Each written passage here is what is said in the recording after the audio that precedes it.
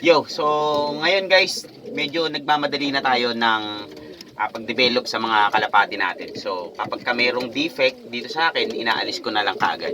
So dati, gumagawa pa ako ng contents about sa mga defects at saka kung ano yung ipapares kapag may defect yung kalapati para maayos natin yung depekto na yon.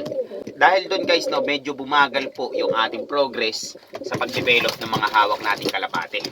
So na-realize ko kasi guys, hindi siya relevant kapag ka hindi familiar yung makakita ng mga ganong klaseng contents natin, no? Although medyo makakatulong siya para sa mga kaparehas ko o yung mga nagsisimula na walang choice, no? Yung mga fancier na nagsimula sa hindi masyadong mataas na budget, no?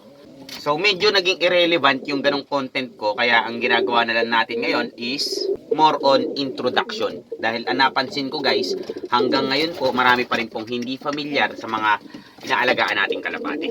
So focus muna tayo guys na ipakilala yung mga ganitong kalapate, no? Medyo matagal na rin pong may mga German Beauty Homer dito sa Pilipinas. Pero hanggang ngayon guys, marami pa rin mga Filipino ang hindi familiar sa ibang breeds ng kalapate.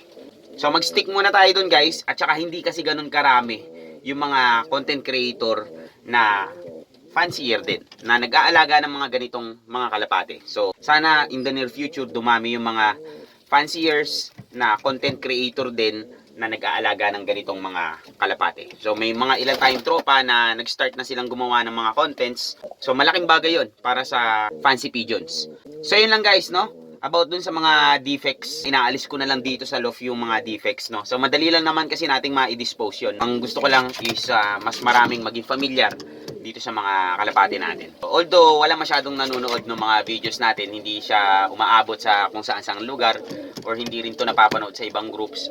At saka hindi masyadong malaki yung reach ng ating channel. Hopefully one day maging mas marami yung familiar sa ganitong breed ng mga kalapate. So yun lang guys.